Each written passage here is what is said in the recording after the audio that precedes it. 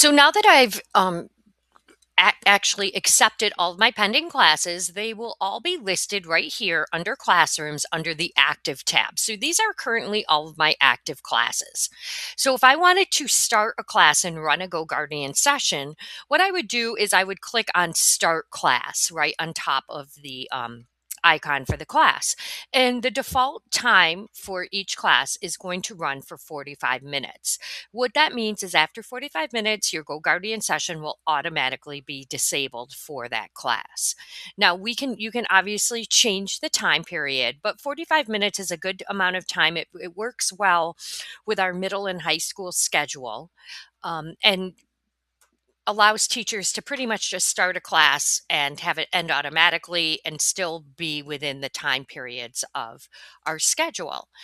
You can also change some settings for each of your classes. So before we actually run a session, let's actually just click on a class. You can click anywhere in the tile and you'll get more settings and information about the class. So first of all, this is showing me all of the past sessions that I've run this class.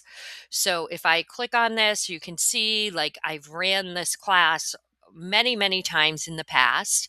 And if I click on one of the sessions and say view session, it's going to show me all of the students that were in the class and what they did. This is like the timeline view, but it's going to show me everything that they did during the class based on their timeline.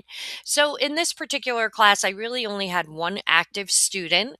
The student used if I click on this, I can see that the student used, there we go, the linked website at 10:11, and then they quickly went to Google, which was probably the sign in tab, and then went right back and used linked for the entire rest of the period. If they had went to different websites throughout the course, that would be evident on this timeline. And I would see that for each one of the students who were active in the class.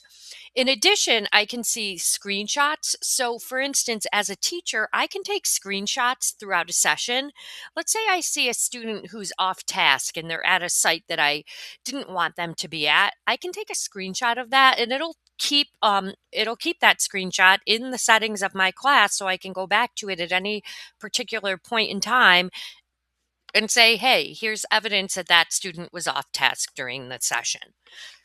You can also click on the command log and see any commands that I, as a teacher, put forth during the session. So, for instance, did I launch a website? Did I close a website? Did I send a message to the class? All of that would be listed here. Obviously, I didn't do much during this particular session. And then check-ins. If I communicated with students via the chat or sent them messages or they responded, all of the communication that happened during the session will also show like at this screen right here under check-ins. So let me go back to this screen. So that was the sessions tab. If you go to the students tab, you're going to see the roster for your class. These are all the students who are currently enrolled in your course. And when you start a session, all of their Chromebooks are going to be controlled by your session. So these enrollments are done automatically. It's synced with our school tool system. So as students are added or removed from your classes, they'll automatically be added or removed from your GoGuardian rosters as well. You can manually, if you know for a fact, like a student left your class this morning and you want to remove them because the systems haven't synced yet, you can go right next to their name and just click remove and it'll remove them from the class.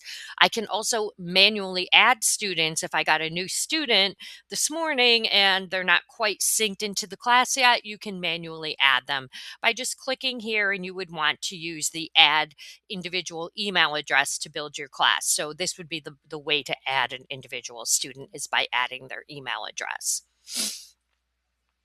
Under recordings, I can do screen recordings for students or sessions. So if I recorded anything during my session, that is automatically going to be saved right here. So anything you do during a session is going to be saved. These recordings are saved for 90 days and then they're automatically deleted. And that's just to save space in the system. So if you do want to see a recording, you need to check on it within 90 days. Sometimes people will record what a student's doing during a session just to kind of verify that they were on task or whether they were getting off task. You wanted to record that as well. But keep in mind, 90 days is the limit for those. Under teachers, this is where you can add a co-teacher for your class. So let's say I co-teach with someone and I want them to also be able to launch GoGuardian and control student Chromebooks for the class as well. I would just click here and say add teacher. I'm going to search by the teacher's email address. And for the role I'm going to give them is teacher.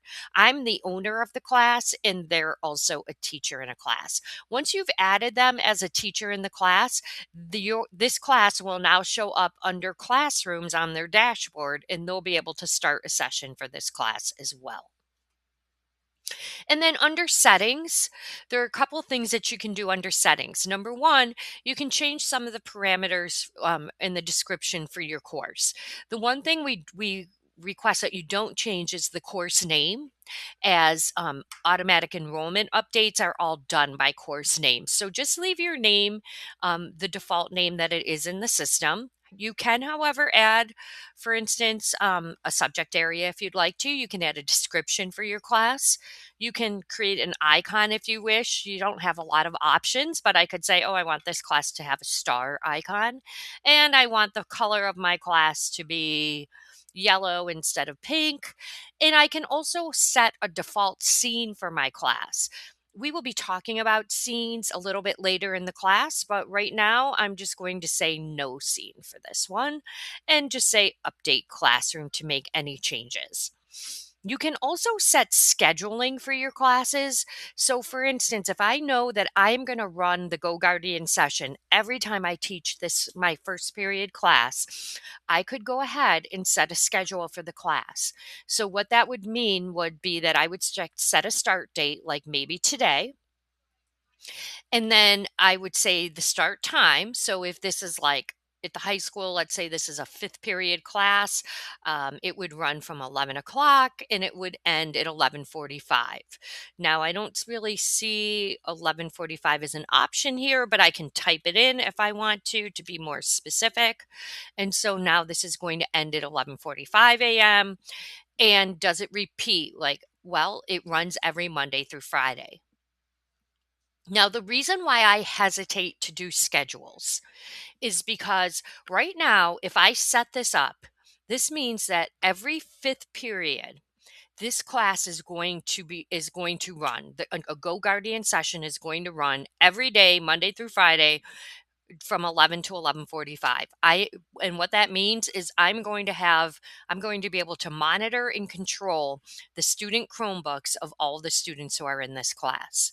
Now, the reason I hesitate to do this is a couple of reasons. Number one, let's say, for instance, it's winter break. I'm going to need to make sure that I turn off my schedule during winter break because otherwise I'm going to be controlling my student Chromebooks while they're on vacation. And I probably don't necessarily want to do that. The other thing is, let's say you have a 2-hour delay. All right, now your class times have changed. So if you haven't changed or turned off your schedule for GoGuardian, now you're going to be controlling the Chromebooks of students who are in class with another teacher. So I personally don't recommend setting a schedule for your GoGuardian classes. I think it's just as easy to click start class when you're getting ready to start a class. However, if you do want to set a schedule, you can go ahead and do that. You can set a schedule for each one of your classes. But you do need to just be, you know, cognizant of the fact that if there's a 2-hour delay or if we're on vacation, that you're going to need to make some changes and turn off the scheduling so that you're not controlling student Chromebooks when they're not in your class. And then finally, under reporting, I'm just going to say reporting.